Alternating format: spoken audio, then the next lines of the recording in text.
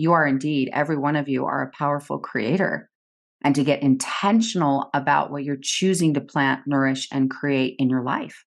And that to me is exhilarating. That's liberating. That's freedom, where you're like, oh, I get to create what I choose to focus on. Tiffany Peterson. Tiffany is a coach. She's a renowned speaker, trainer, sales trainer. She's got the Tiffany Peterson Podcast, which is a top 1% podcast in the world. She speaks all over the world on stages, moving, inspiring, and empowering people to live their most empowered life.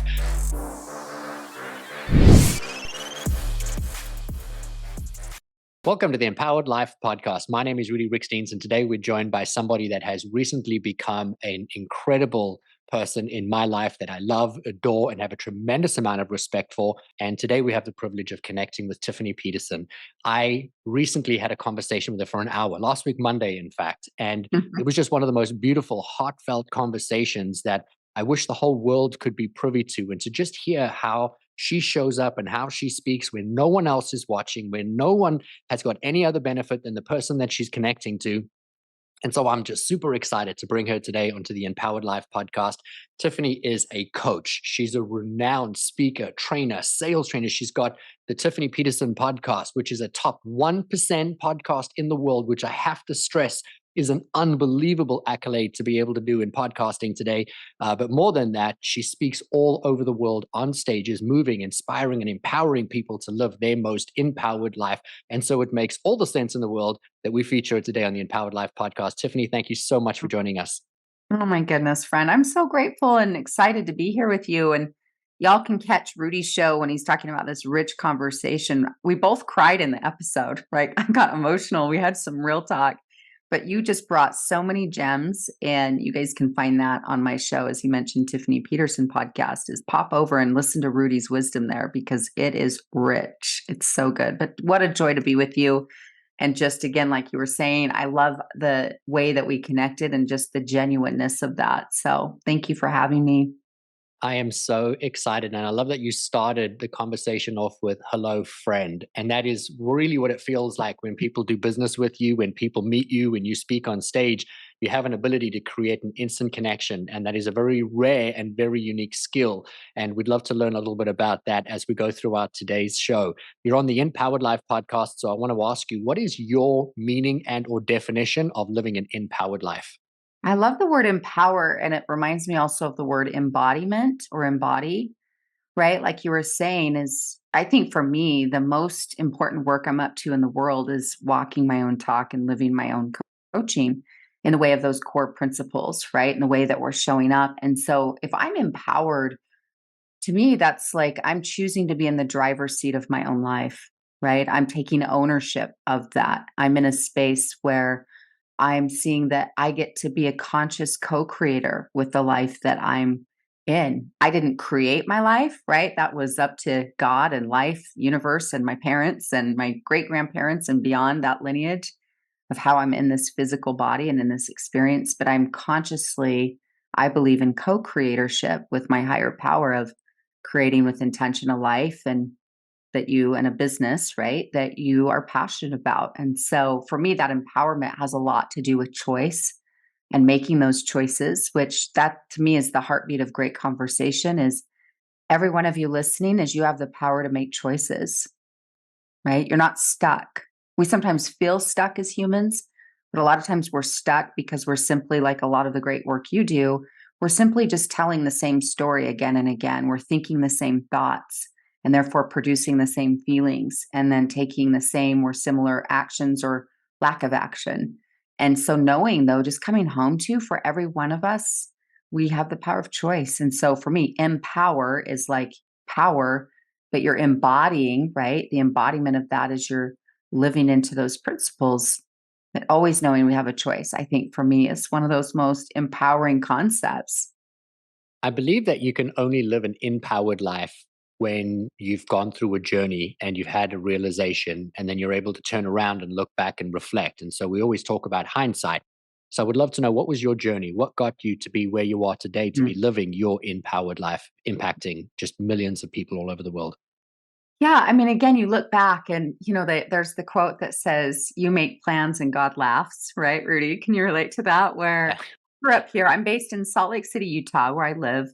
And I grew up in this space and the environment. And I really thought growing up, I was going to be a traditional school teacher, classroom based educator. And then I thought I'd get married and be a stay at home mom and have three babies and like sew Halloween costumes and be all about that life. And I so love and wanted that life. And life then took on some different turns. And I did work in the school system in special needs classrooms.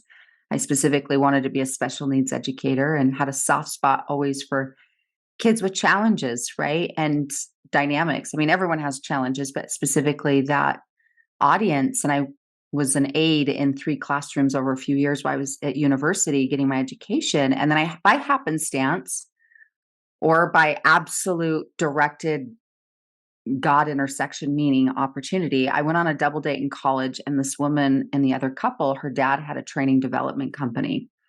And within a few months, I was working for them, changed my major to communications, and really fell in love with the training development path.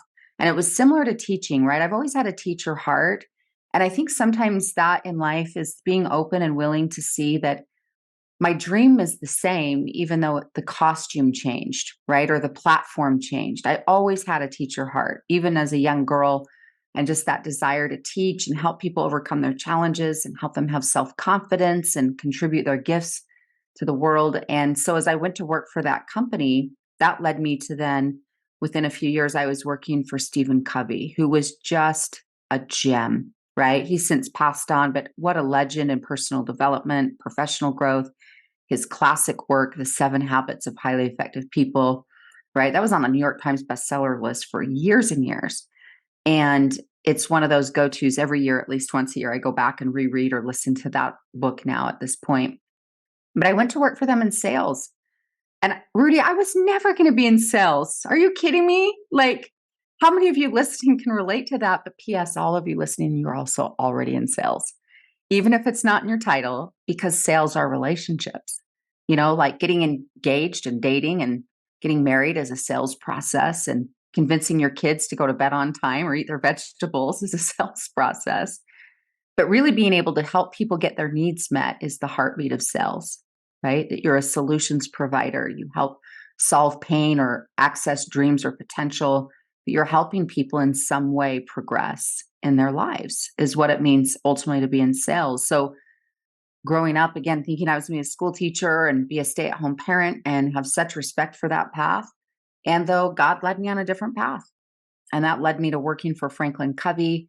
And then I went to work for a brand called Rich Dad Poor Dad, Robert Kiyosaki's work. And then I went to work from there for Jack Canfield, the author of all the Chicken Soup for the Soul books. And he's been on the movie The Secret and Oprah lots. And I worked for these brands and helped them make millions and millions and millions of dollars in coaching. Now, keep in mind, this is when coaching was just still becoming a mass adopted concept. When I very first started working, selling coaching for Stephen Covey over the phone, right? Inside sales, little headset in a cubicle. When I was first doing that in my early 20s, you know, we still had to explain to people what a coach was. Now coaching is this massive industry, and you can even have 3 or 4 coaches. You know, you have your health coach, your life coach, your business coach, your spiritual coach, right? You have all these ways that people are in this coaching industry. But I got to watch this industry evolve. And I, for many years, was on the sales side and did so well selling. They asked me to be a trainer and train the new individuals on mindset and sales techniques. And then almost 14 years ago, I left corporate America and started my own little platform, knees knocking, right? I didn't know how to run a business, or I'd never done that. I knew how to sell, and I was passionate about topics and those principles. But that's kind of the essence, you know, the path where I started my own little business 14 years ago and created a lot of opportunity over the years, and just taking by just taking a lot of what I call imperfect action, right? That's one of my own permission statements for myself and for my coaching clients, is to take imperfect action. Seth Godin would say, ship a lot of B-level work, right? And I'm a regular girl from Salt Lake City, Utah, who's just taken a lot of action with passion, and that's evolved into a really thriving opportunity in business, which I'm grateful for. Regularly in my gratitude journal, it says, "Oh, I'm grateful for," and work I love is in there often, often, often, because it's it's work that's so, for me, meaningful and purposeful, of like, you help people come home to themselves and believe in themselves, and you help them develop an actual toolkit where they can monetize what they're doing, and they have confidence, and then they have skills, and it's just an incredible, but nothing I could have planned. Like, trust me, when I was a little girl or even a teenager growing up, I was not like you at 16. You had this experience in your high school gym where you thought, I want to be a motivational speaker.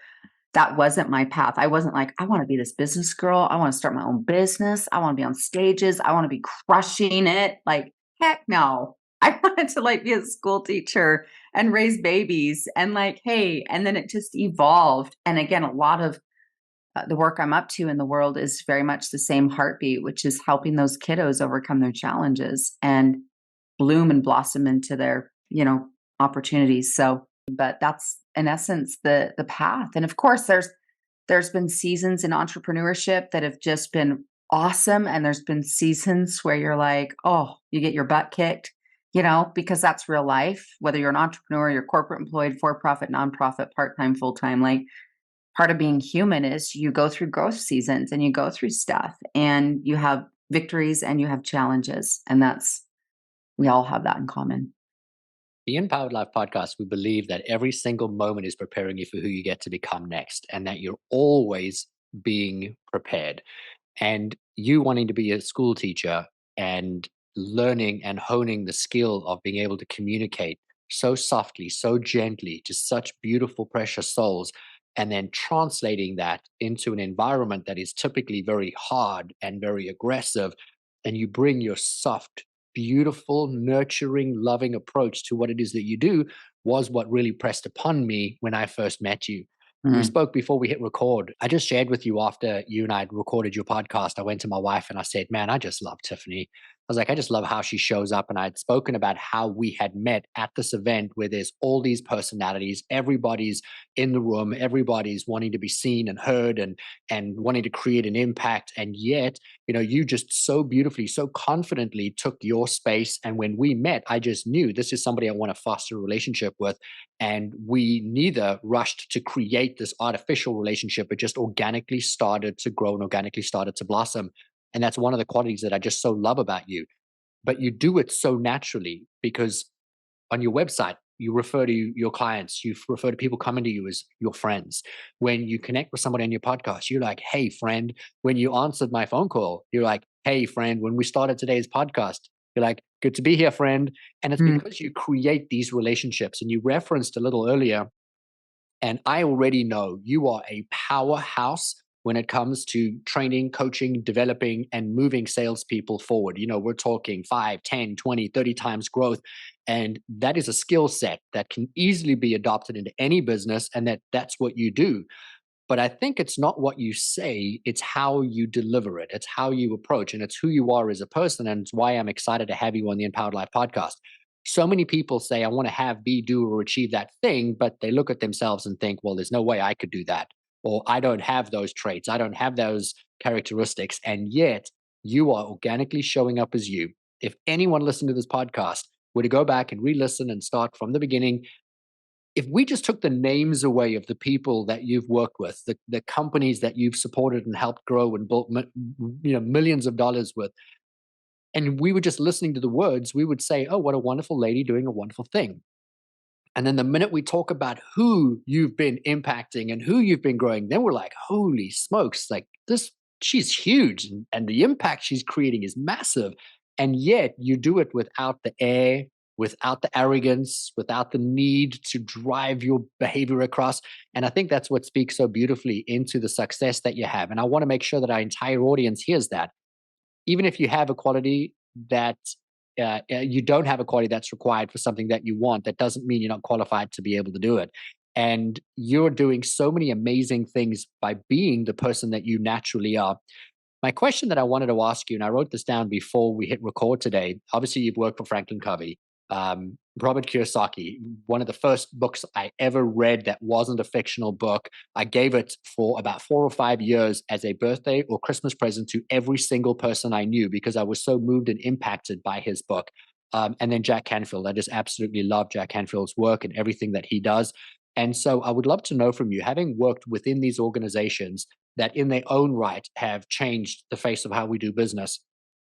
What has been one of the biggest things that you've taken away from either all three, or if you want to share three separate ones, but what have been the biggest things that have really impacted who you are, that supports the person that you are today, that goes into create the impact that you're able to create? I think the commonality, between all three of those gentlemen and their mentorship or influence in my life is similar to what we were talking about with the word empower. Is all of them are teaching you to be, in essence, again, in the driver's seat of your own life. Stephen Covey leads out with habit number one of the 7 habits is to be proactive versus reactive.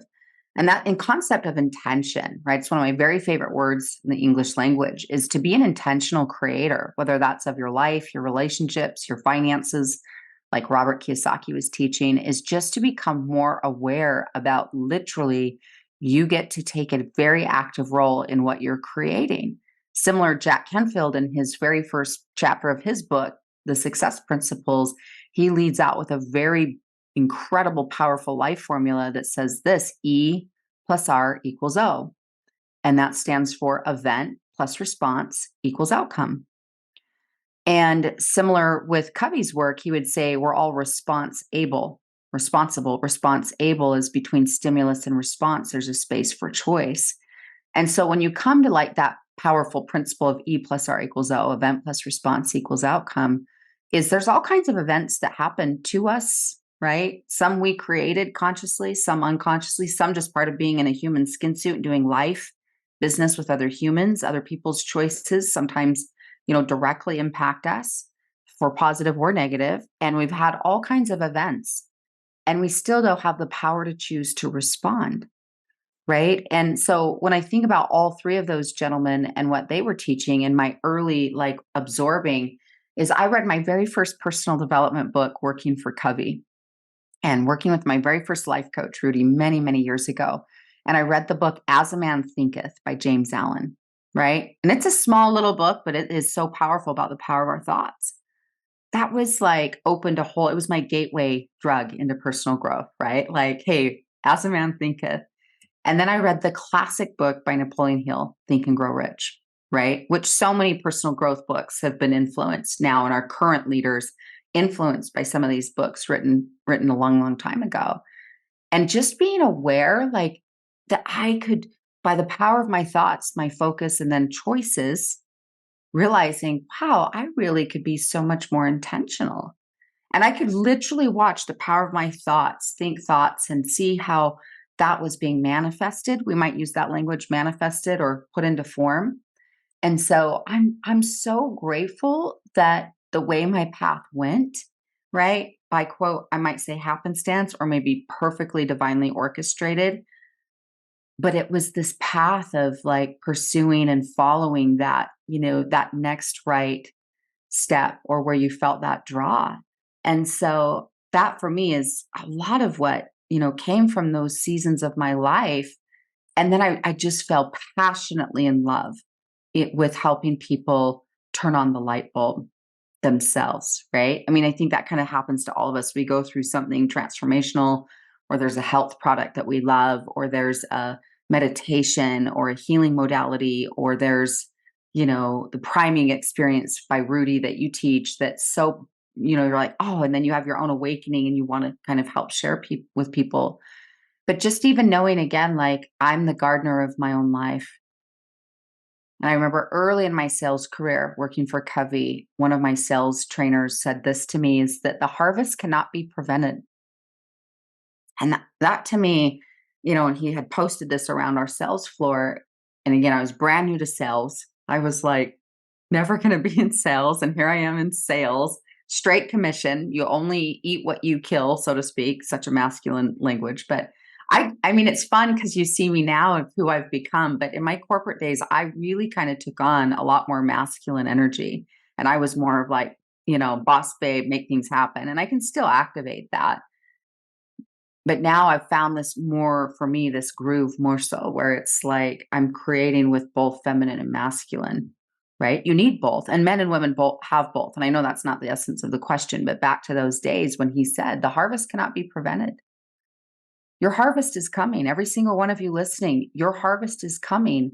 our role is to have our hands in the dirt and that we're planting and nourishing.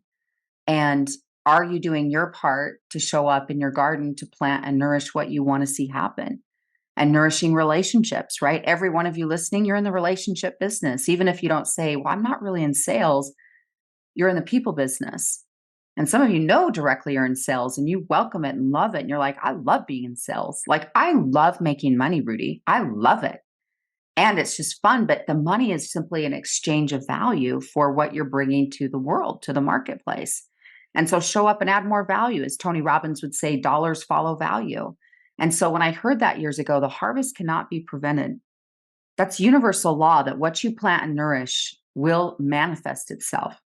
Right. And so, but the big thing for us as humans is sometimes time. We're not always as patient.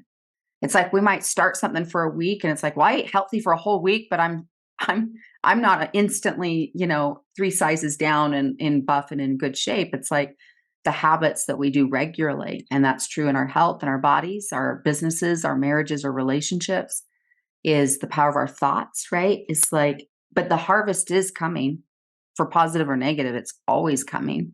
It can't be prevented. And so it's just coming home to your original question is what I absorbed from all 3 of those gentlemen and what I've continued to simply play out and live and believe and see manifested in my own life is you are indeed, every one of you are a powerful creator. And to get intentional about what you're choosing to plant, nourish, and create in your life. And that to me is exhilarating. That's liberating. That's freedom, where you're like, oh, I get to create what I choose to focus on. Talking about creation, that is my love language, and I know, mine too. I want to talk about that in a few moments' time. Before we get to that, I want to touch on something that you alluded to in the very beginning of our conversation today. And then you brought it back into your conversation as you were referring to what you've learned in life, and then you put it into practice in your life, which then turned into your business, and now you teach it in businesses, and that is about taking imperfect action. Mm. You added a word and you said with passion, and that's what makes you so successful is you didn't just take imperfect action, you did it with passion. I would love to know, because I think so many people can relate to where you were at that point, but the bridge to get them to where you are now is where they get stuck.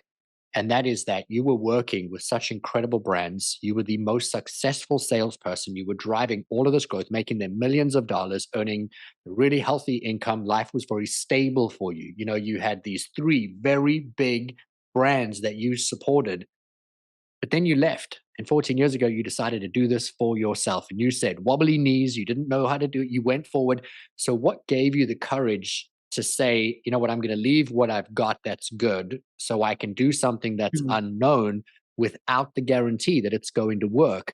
And then put in that imperfect action with passion so that you could achieve what you've ultimately achieved. Yeah, this is such a good question. And we could be here for like 3 hours and I'm aware of time. Yet I think when I go back to that, I mean, it was a combination of a few things. I had a health diagnosis of a cancer, an early cancer that I had discovered and tested positive and had surgery and was in healing. And I'd been already feeling kind of whether you call that, intuition, universe, God, Holy Spirit. I'd been feeling for about 8, 9 months before I left corporate that I wanted to move on. And I just felt I had a few what I would only know as spiritual experiences where every cell in my body, I remember being in that corporate boardroom a few times, leading and teaching a class, right? In this corporate environment. And I just knew in my whole soul this was what I was meant to do and to teach principles. And I even had one day, the name of my company, my incorporation is the Lighthouse Principles, right? Most people just simply know me as my name because that is who, is showing up and doing the training. But technically, my business name is the Lighthouse Principles. And that showed up for me on a drive home from the office on a Tuesday afternoon around 4 p.m. And I just remember it dropped into my consciousness like Lighthouse Principles, because I'd been having God nudge me, teach principles. And the name Lighthouse Principles dropped in. And I incorporated or I set that aside. And so about probably 8 to 9 months, right? Imagine that. It's like being pregnant with a physical baby is about 9 months before I made that change. it was already kind of gestating, literally. But then I was like, there's no way I could leave at the time my current boss and the team he'd created and what that was all like. And then that summer, I got diagnosed with a cancer and a surgery. And that was in 2008. No, it was 2009. We'd gone through so much in the United States, recession wise, and our company numbers have been down for a bit and just different things. So they came in and did a reorganization and they let go of my boss and I was his direct report. And they gave me the option to either return to sales.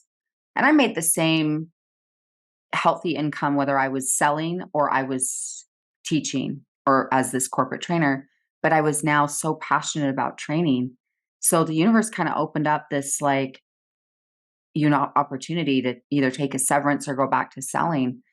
And so that may be more details than you want. That's the female in me being like, let me tell you the whole story, right? But the reality is like the combination of hearing I had a cancer diagnosis, that like shakes you up a bit, you know? And those were big words. The word cancer is a big word. And it really kind of had me look at like where I'm going, what I want, what I desire. And within a few months of that surgery, this opportunity opened up and I was scared and I was nervous, but I went to the woods, which for me, a lot of times, if I'm really wanting to connect with God and get spiritual direction and discernment, and whether you guys call that prayer or meditation, I went on a walk in the woods, literally here in Utah. I'm close to the mountains. And I just was in, just this awareness of what do you really want? Where are we going? And I just, as cheesy and cliche as it might sound, I followed my heart. So I didn't have a lot of knowing, right? I didn't know how it was going to go. But one of my dear friends, Preston Smiles, he says, you don't always have to know the outcome or what's going to happen, where life is going to go. You just need to know the knower. And he means that in a spiritual context of know who and how you connect to God, whether that's masculine, feminine, Jesus, Buddha. I have that own personal relationship in my own life. And so as I connected with my higher power and talking to God about these steps and changes, it was a walk of faith, but it was, let's move, let's go. Even though I didn't know what I was doing, I'd never even tried to build like an MLM business on the side. I speak heavily in direct sales, network marketing companies now. All variety of industries, but like I'd never even tried to tinker with a business on the side. I'd just been corporate, right? And it was like, well, here we go. I had no idea what I was doing. I probably should have hired you or someone like myself at the time, but I just put my little self out there, and I just went for it. Oh my gosh, I love your answer so much. At one point, you said it was probably too much information, and it was exactly the response that I was hoping for. And I didn't know that you had a cancer diagnosis. I didn't know that part of your journey. And I also didn't know that they had given you a choice to either go into sales or to take a severance. And what I think is so invaluable about the answer that you've given is that it's grounded in truth. And the truth is so powerful that if you pay attention to it, it carries the power to set you free. And that everybody else thinks that there needs to be a perfect time to do a perfect thing. And, you know, I remember my wife and I talking about when we were going to have kids, and I was waiting for the perfect time. I was waiting to have the perfect amount of money in my bank account. I was waiting for the perfect amount of freedom. She's like, it's never going to be perfect. Like, it's now or it's never. Like, let's do this. And people are always waiting for that perfect time to leave your corporate job, the perfect time to start your company. And for you, you were given an opportunity where you were given an opportunity through being forced into a position where you had to make a choice. And then you moved. And people are always being forced into a position to make a choice of what moves them to their highest and greatest potential. They just resist. And so you beautifully just took that leap. And Well, I kind of got kicked out of the nest, It was like, hey, life, you're not choosing this. You're not choosing this. But then the opportunity opened up the way that it did. And I said, let's do it. And back to this power of imperfect action. So January of 2010 is when I officially incorporated, right? So in terms of that, but I left in the fall of 2009. So around the time of this recording, it's 14 years ago. But I hosted my first little one-day workshop, Rudi, rented a little space down at my, local hotel and put on this 1-day event called the Success Strategies Workshop. How's that for a title, babe? Right? Like Success Strategies. And I hosted this 1-day workshop, didn't have an email list yet. I don't even know if I had a website yet. And, put it on Facebook and shared it with family and friends. And I had 37 people show up to my very first 1-day workshop. And you might say, Tiff, that's not bad, right? It's a start. You put yourself out there until behind the scenes, 30 of those 37 people were my family and friends doing me a major solid to help support me in the birth of this baby. But I've now been on and spoken on stages all around the world and massive platforms. I've now hosted my own events that have more than 1,000 people in the room. I would never have what I've had now if I was still getting ready to get ready for it to be perfect timing, to do it perfect, to have the perfect materials or be the perfect public speaker that gets everything dialed and, just aligned. I'd never have now if I was still waiting to take perfect action. That's why I say take a lot of imperfect action and the permission to do that. I think when we change our mindset from from perfection is the goal to progress is the goal.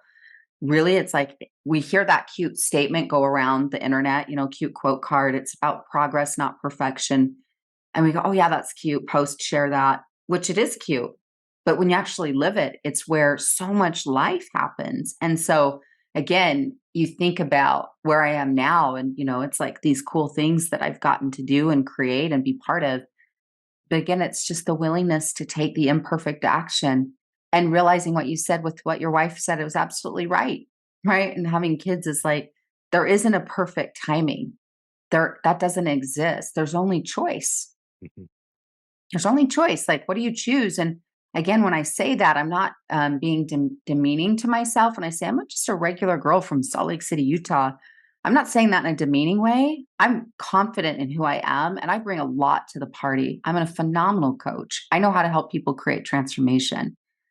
Yet the reality is that I'm only in this space because I've made a lot of choices and continue to make choices where I still am doing my own work regularly. I'm still hiring coaches. I'm still part of masterminds. I'm still on my own growth path where you can say, you can be a masterpiece and a work in progress at the same time. I really believe that is all of us are these incredible beings. Like the fact, you have like your eyelashes growing right now and your heart's beating and you're in a human body. Your odds of like being born are like 1 in 400 trillion that you are in a physical body. If you can hear my voice right now, you literally are a walking miracle. And so you're this masterpiece and you're a work in progress where you're like, and sometimes, the habits or the choices or the struggles, we get to work through that. But hopefully that empowers or inspires many of you to make some new choices that whatever it is that you dream of or desire, and whether it's similar to Rudi and I in speaking and coaching and hosting a show, or it's growing your real estate practice or business, or writing that book, or taking that trip around the world, whatever it is that you're like, this is so much that I'm drawn to and desire, it's just the power of taking a lot of imperfect action is absolutely going to help you get where you want to be. You've touched on two of my absolute favorite topics in the world, and that is intention and then a higher power. And I would love for you to close out our episode today, just sharing a little bit about something else that you've mentioned 3 separate times. In each response, you've included the words core principles. And so I would love for you to share with us a little bit about what you believe are the value in your core principles, or how people can be more intentional, or how they can create the space to allow the divinity to flow to them and through them. All of those are just to me what make you so successful and so powerful. And I'd love for you to share, where do you think is a really good place for people to start? hmm I love this. And I think, again, it's like you create such a safe space to just drop in and like, let's have some real heart to heart talk. And I think for me, I look at this, again, whatever language people put around this, but I look at that I woke up today as God's grace. I couldn't control that or help that. What I do with the day is what we might call intention, right? What I do with the time, what I do with my energy, my words, and so forth. But I think about all of, again, these principles is come home to what your own spirit is craving more of. And whether that's time in nature or just more quiet time, less distraction, prayer, meditation, but what fills you up and what connects you to that higher power. I like to see ourselves, we're the lamp, and God or source is the electricity. So it's like plug in your lamp, right? To have the light, to have the enlightenment, to drop into it's like what's right for you, what's aligned for you. And then from there, taking of what's my next right step.